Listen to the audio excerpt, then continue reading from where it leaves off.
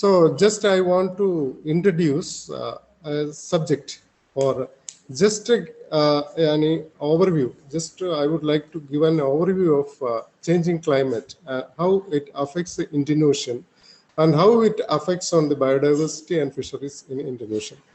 The anthropogenic impact or climate change, which we need to assess that separately, or we need to assess that its importance separately to get an idea about the scenario where we have a very clear changes in the ocean systems. If you are looking at this Indian Ocean, we could see that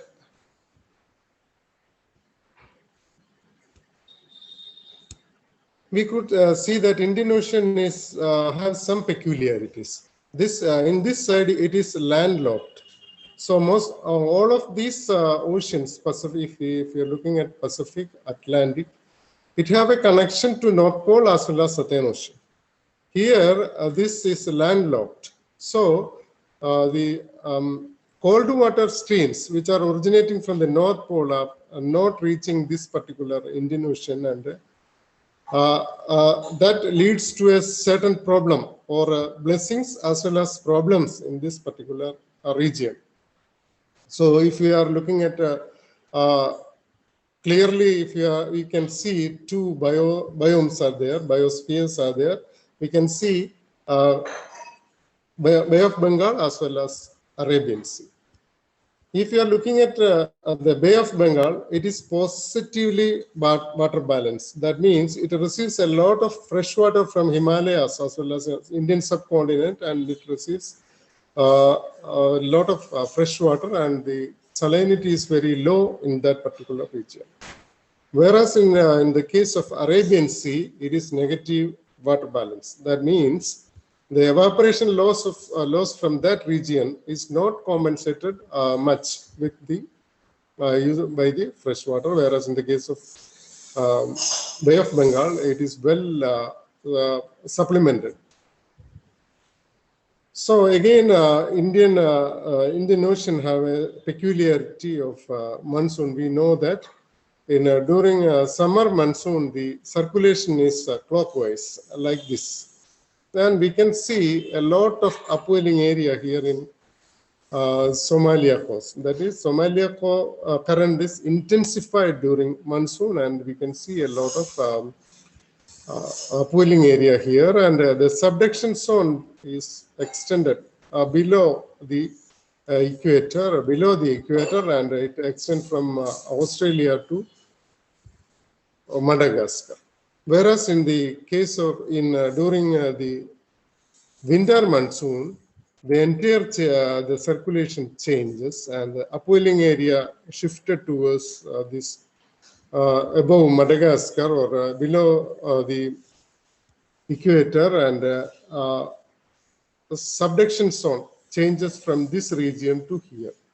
So the entire ecosystem changes during winter monsoon. That causes a lot of changes in biodiversity. That means the provision for food and breeding of fishes alters in these particular seasons. So another peculiarity we have to discuss in detail during this particular juncture, because if we are looking at fisheries as well as the biodiversity, there is a Western Indian Ocean warm pool is extending from Eastern Indian Ocean to Western Indian Ocean. We can see that this particular region, that is Western Indian Ocean, is particularly cool, and whereas in this region it is hot. It is hot due to a varying reason. If you are listing out, it can be due to the excessive dilution of the water or something.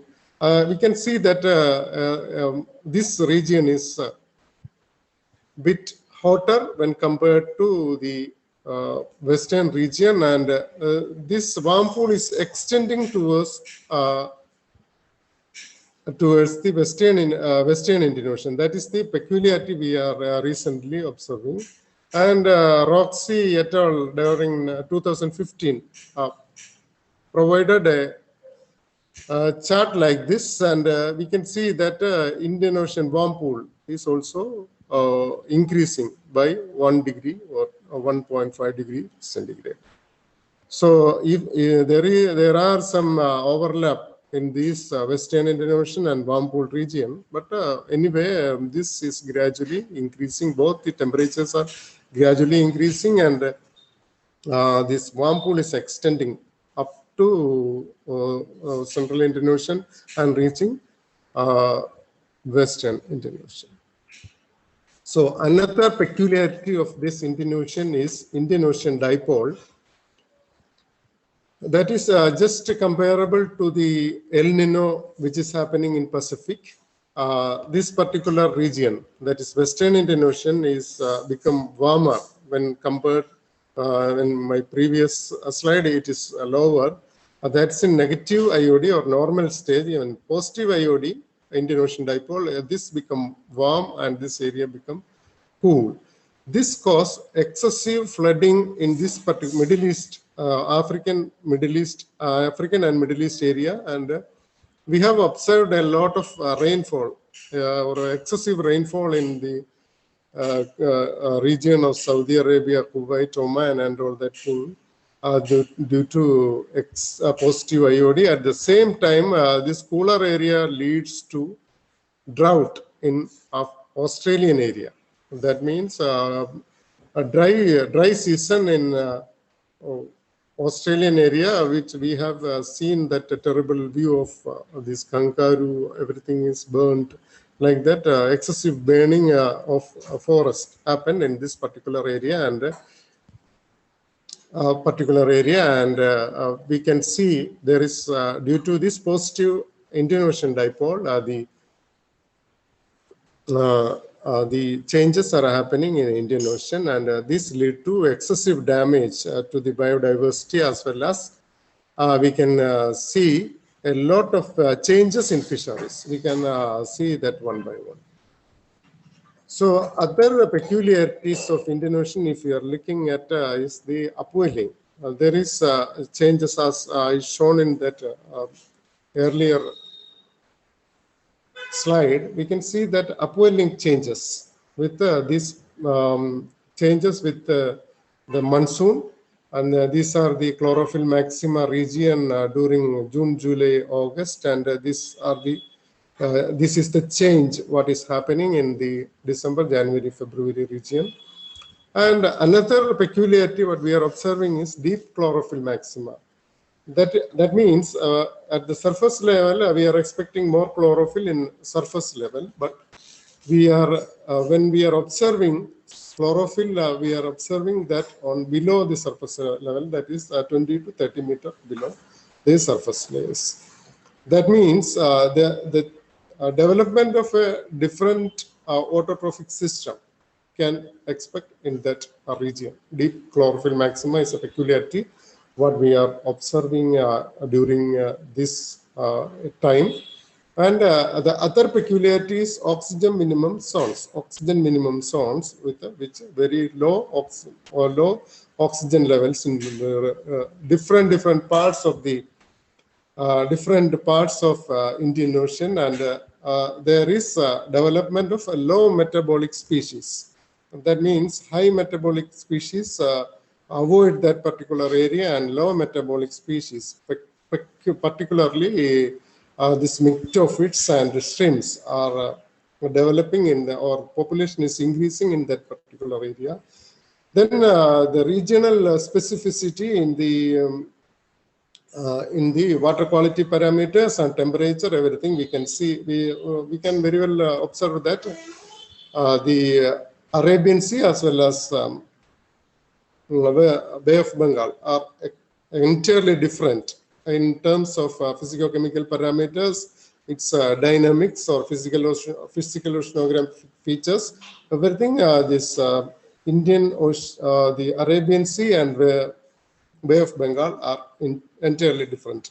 If you are looking at more specifically, we can see that Gulf of Mannar, Park Strait, or this region, Kakinada, that region, or Kollam Wedge Bank, or Alleppey region with excessive mud banks, or regional specification is there in all the regions of Indian Ocean. So it favors biodiversity. If it favors biodiversity, at the same time, if there is any problem with that, or any alteration occurs in that particular region, there is chance for biodiversity loss, because all region-specific biodiversity is there in Indian Ocean. And I have already explained this monsoon-based seasonal cycle, or that's a reverse cyclic or clockwise movement of water during monsoon and anti-clockwise during winter monsoon, like that, everything changing. So these peculiarities are also there in Indian Ocean. Again, if we are looking at the phycoproductivity, is the other change in the productivity pattern. The phytoplanktons are excess in the collections, and we can see that that can be another cause for the low oxygen zones in this particular region. Then there is a shift from autotrophic to heterotrophic mode of synthesis, because more and more chlorophyll, if we are not observing chlorophyll to a certain level, there is chance for heterotrophic path to enhance. So bacteria are developing as a major source of food in this particular region. Again, we can see in the last decade, we have seen that mud banks occurrence of mud banks are very sparse in in Kerala coast, because I don't know, a lot of factors are involved in this particular phenomenon. But in the case of Southeast Arabian Sea, we can see occurrence of mud banks are very feeble in this particular region. Then aerosol and monsoon trough related changes in productivity, because there is a lineage of aerosols and monsoon trough which occurs from the region of Middle East. It is the dust and with the minute particles. The wind is blowing towards Himalayan region, which forms an aerosol above the Arabian Sea. And due to the excessive rainfall or excessive drought condition, the productivity or the occurrence of this aerosol changes, and that also this can very well relate to the productivity of Arabian Sea. Then extension of Arabian Sea worm pool is extending to the Western Indian Ocean, and the occurrence of worm core eddies, which is from worm core eddies, are a specific gyre type of currents which are forming from the equator and moving towards the North Pole, which are just like guys, and the extension of worm core eddies are reported up to the Konkan coast. So that all things can lead to some changes in the fisheries as well as biodiversity. Then there is a peculiarity called low nitrate and high iron zones development. That we can see that diazotrophic, there is a shift from autotrophic to heterotrophic, and heterotrophic we can see that diazotrophic type of production is also increasing in this particular area. That's the involvement of nitrogen bacteria, nitrogen fixing as well as nitrogen degrading bacteria are more in that particular region. So the rise of sea level, sea surface temperature from 0.3 to 1.7 degrees centigrade to 2.6 to 4.8 degrees centigrade was reported from Indian Ocean specifically. So climate change lead to adverse impact on ecosystem in general and biodiversity in particular. So if there is anything happen to biodiversity, it will reflect in the fishery. So we can see that these are the projected impact of and vulnerabilities associated with the climate change in Indian Ocean. See, if you are looking at the expansion of OMZ, that means oxygen minimum zones are expanding. Just imagine this particular thing. The nature trapped carbon dioxide in the form of hydrocarbons, hydrogen and carbon, and fixed in the subterranean places so that the carbon will not act with oxygen to deplete oxygen.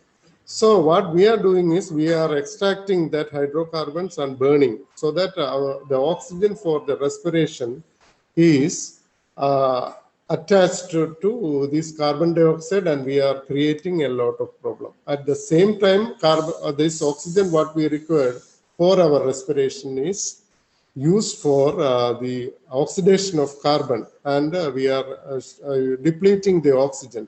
That depletion is very prominent in the sea, where we can see a lot of oxygen minimum zones, and that lead to certain type of variation in the biodiversity. Then shifts in primary productivity, that is a shift in autotrophic production to heterotrophic production is also can be impact which we can expect due to the changing climate. Then interruption in trophic dynamics. Suppose due to climate change, the development or larval development of this particular zooplanktons are hampered, or the zooplankton larval development which is not occurring due to, suppose there is an increase in 4 degrees centigrade, that is enough for interrupting the larval development of these crustaceans. So if it is not developed, the zooplankton biomass will reduce drastically. So the phytoplankton biomass will increase. That utilization of the phytoplankton biomass to the next trophic level and its transfer from the next trophic level will hamper if this zooplankton layer are removed. If we are removing that zooplankton level, there is chance for excessive production of phytoplankton, which lead to the eutrophication, and at the same time the other trophic level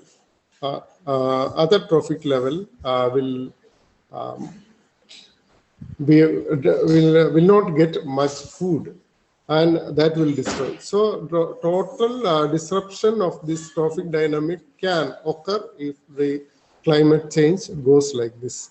Temperature the other thing is temperature driven shifts in stocks of large pelagic fish create winners and losses, because if the changes in the large pelagic shift from one place to another. Suppose it moves from Maldives to Indian coast, India become a winner in that particular area and Maldives become a loser. Vice versa, if some of the stocks of any large pelagics which we are considered as a costly fish and which supports our income from income earning through the export, if it shifts from one place to another, which moves from will be a loser and move to will be a winner. So that situation can be predicted in this particular thing. So in sum total, the temperature affects wind currents and circulation pattern, speed of current, and dissolved oxygen as well as rainfall. So these climatic factors will affect on the biodiversity. That means a dispersal of that organism, migration, breeding, food, and it hamper the prey-predator interaction. At the same time, environment. These are factors, these oceanographic factors will affect on the environment in terms of the nutrient. If upwelling is not there or current is not there, nutrient will not be there. So if current is not there, the primary production will not be there. So likewise, there is chance for the changes in the nutrient dynamics in this particular region, as well as primary production in this particular region. So in 1971, Woodland estimated the total production fish standing stock in Indian Ocean as 44.2 million tons. That every year there's a production of 44.2 million tons, and the extraction, that is landing, is it's from 14.25 million tons. Means this value Woodland arrived from all the Indian Ocean rim countries. If you are looking at the demersal as well as demersal fish, there is change. Western Indian Ocean contribute much to this thing, and whereas Eastern Indian Ocean contribute less. That is 8.75 for Western Indian Ocean and 5.2 in the case of Eastern Indian Ocean. So if you are looking at the present scenario in this particular region, again it is stagnated around 10 million tons. That is a spelling mistake. It is 10 million tons. And we can see that it is stagnated, so that there may be chance for the reduction in the tertiary production from 44 to 44 million towards to a lower level due to this excessive catching also. So when coming to the biodiversity utilization, that's the quantity. But if you are looking at biodiversity, there are in this Indian Ocean region, it is reported that of approximately 1900 species of freshwater, 1200 species number of species are exploited. Whereas in the case of crustacean, only a few of them are exploited.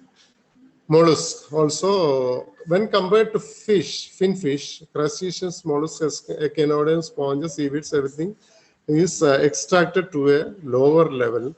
But at the same time, when we are exploiting this finfish, these all biodiversity of all other organisms hampered. We are taking a lot of crustaceans and we are using taking it as a bycatch, or we are returning that to sea.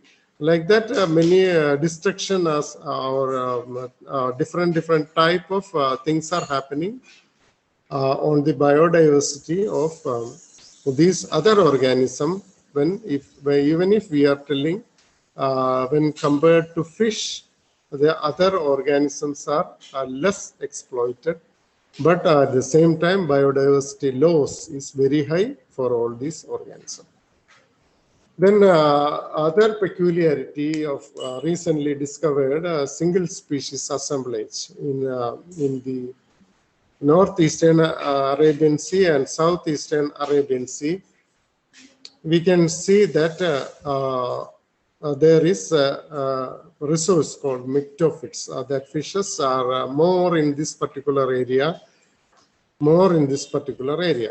so it is estimated that in northeastern Arabian Sea, this myctophyte biomass is 9.21 million tons, and in the southeastern Arabian Sea, it is 8.69 million tons, which is 17.9 million tons of myctophyte of it, and mesopelagic assemblage. Other than the myctophytes, the mesopelagic assemblages are there in 11.22 tons in northeastern Arabian Sea. Southeastern Arabian Sea, it is 52.56 million tons, which is around 63.78 million tons. As far as the fisheries is concerned, this is an excellent quantity, but if you are thinking about biodiversity, single species assemblage or single species abundance in a particular region is a threat to the biodiversity, because all the resources it will take, whatever be the production in that particular area, the other organism may not get enough food from this particular area, that particular region, due to the single species assemblage. So again, if you are looking at myctophytes, it will remove all the other organism or all other primary carnivores in that particular region because of this excessive abundance. So these all things are also a threat to the biodiversity, even though it is a boon to the even if it is a boon to the biodiversity.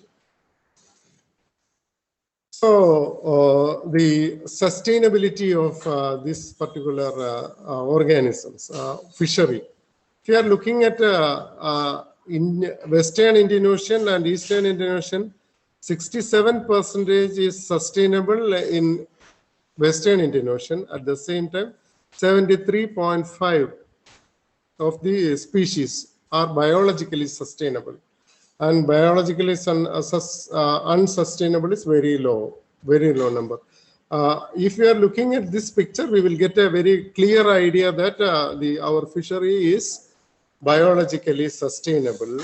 At the same time, if we are looking more closer, we could see that all the other organisms, all the organisms which are biologically unsustainable are commercially important. So this picture provides a true idea that if initially ecologically, if you are looking at this particular region, we could see that this system is biologically sustainable. At the same time, we could see that the almost all the economically important or the fishable stocks are not unsustainable in biological manner, or it is hampered. Its area of spawning is hampered or restricted, or it's the life cycle is hampered due to the excessive climate change. Like that, commercially important species, most of the commercially important species are biologically unsustainable. So we cannot sustain this for a long time. See, this is a report from Venkatraman and Wafar on this 2015. 2005. We can see India have listed out some 16,000 species of different diatom like that. This is the biodiversity in this particular area. Among which we are utilizing a very low percentage. That is our argument. I will show you another picture, another table, which India have listed out or identified around 15,000 or 16,000 organisms. At the same time, Malaysia reported only 3,032. Whereas Kenya is still lower, Madagascar, only Indonesia reaches 10,000. So here in this picture, we can very well understood that the people are looking only those which organisms which are commercially important. Look at these fishes. It is well reported. Again, crustaceans and mollusks. These are all well reported. Then echinoderms well reported. Then microalgae well reported. Whereas in the case of here, you look at this region, diatoms, not at all protista. This type of organism we have no idea about from other region of Indian Ocean. So an excessive study on the biodiversity of this particular area is much required in this peculiar juncture. So at the species level, fisheries affect species composition and interaction. Suppose if we are removing one particular species or from a group of organisms from a particular ecosystem, that will hamper the interaction. Though through bycatch and habitat, through the effect of bycatch and habitat alteration and altered energy flow will be, the energy flow in a particular ecosystem will be hampered. Fisheries impact of diversity of marine animals actually fisheries impact on the diversity of a peculiar system as well as the ecological function of ecosystem function of that particular group in an ecosystem. So we can look into that matter in detail. We could see that if we are removing primary carnivore from a system, the herbivores will increase. Subsequently, primary producers will be decreased because excessive eating or excessive consumption of due to the excessive consumption of herbivores, it increases. At the same time, secondary carnivores increase. It changes niche to herbivores, and secondary carnivore increase. So this will lead to the ecosystem collapse. Suppose we are excessively removing the herbivorous fish, primary producers increases and carnivores decreases. If we are taking a lot of sardines from Indian coast, that will lead to excessive chlorophyll level in our primary producers, harmful algal blooms. Any bloom we can expect in that particular area. At the same time, we will not get the larger fishes like tuna, sailfish, like that, groupers, like that, we will not get that fish. So the entire system will collapse. Then if you are removing the top predators, secondary carnivores, then herbivores increase. Primary carnivores also have some changes, then primary producers decrease. In this case also, there is chance for the entire ecosystem collapse. So if we are planning fisheries or if we are managing fisheries, we should select the species which have different trophic levels, as well as we need to take different organisms to withstand all these factors. There is chance for a regime shift in the case of if the fishing is running over time.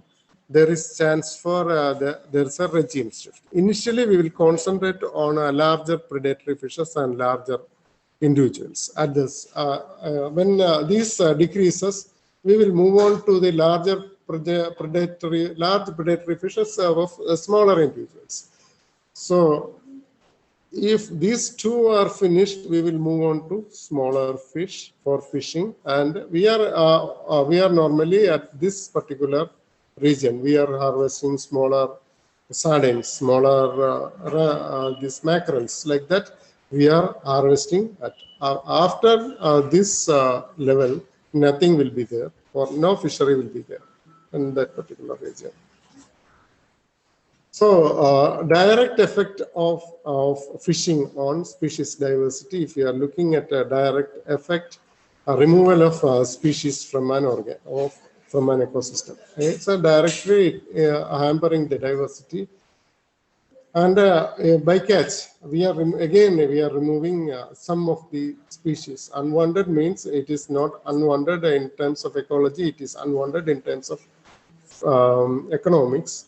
Then physical disturbance on species and habitat will occur if you are fishing on this particular habitat.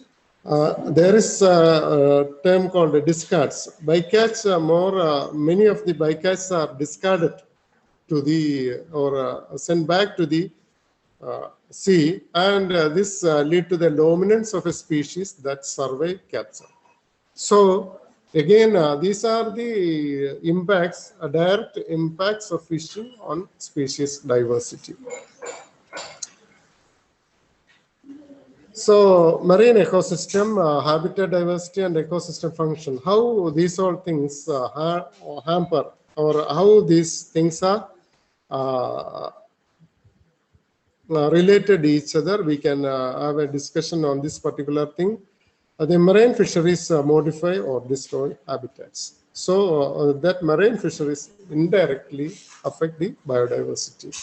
Then altered benthic community, it will create a altered benthic community. We are taking a lot of organisms, sending back some, and we are disturbing the benthic community. And this destruction of habitat or removal of fishes or removal of individuals from an ecosystem will lead to the ecosystem function. Okay, the ecosystem function will hampered due to these all things, and which cause alteration in trophic level, as we discussed earlier.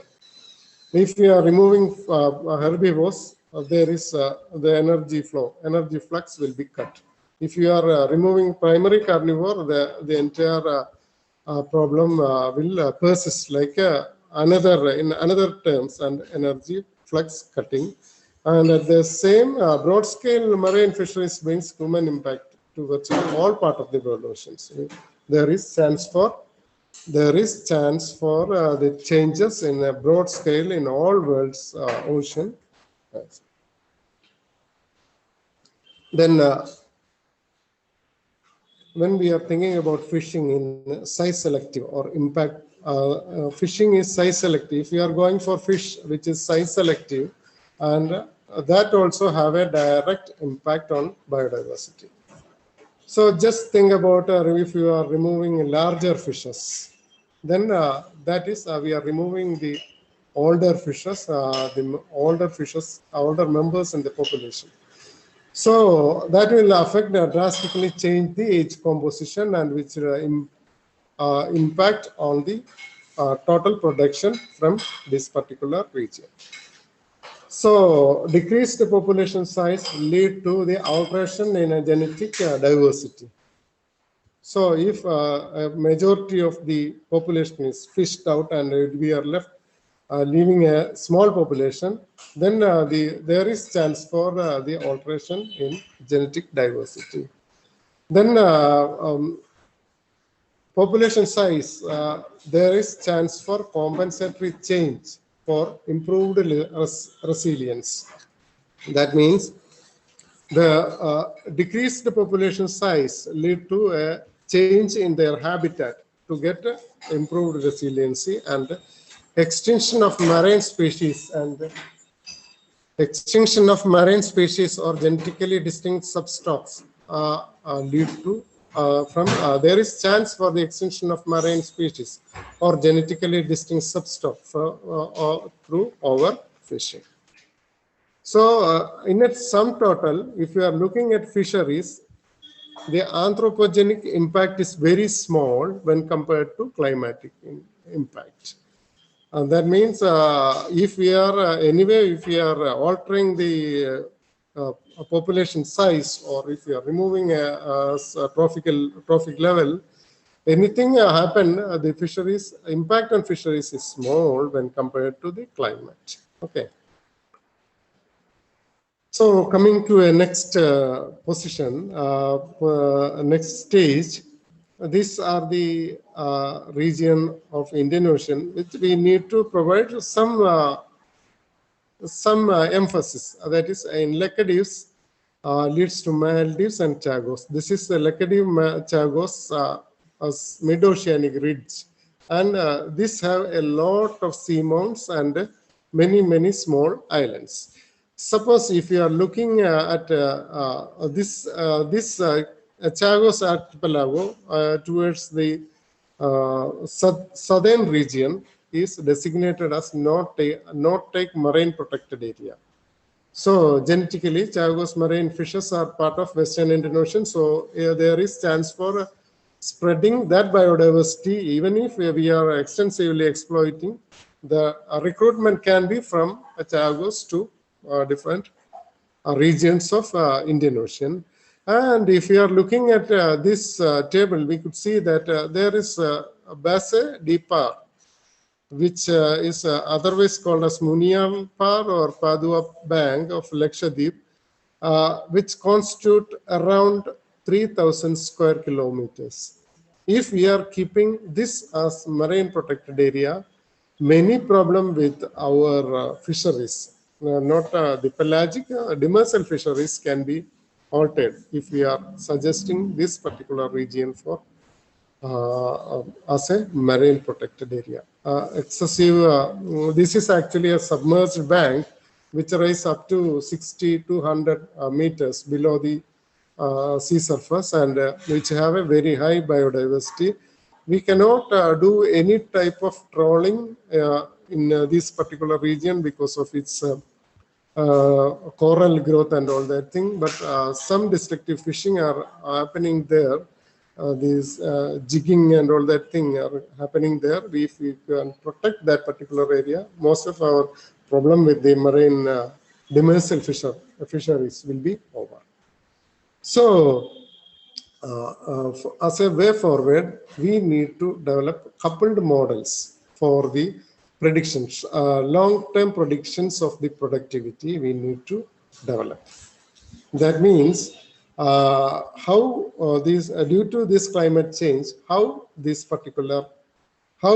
organism or how this biodiversity or the physical oceanographic process changes. We need to model it out. How this physical oceanographic features changes with the climate change. Based on that particular model, we can predict the productivity in this particular region. If we could develop very good models for Indian Ocean, coupled models for Indian Ocean to predict the productivity, we can very well tell that the fishery will fluctuate like this. So fishery production can be predicted.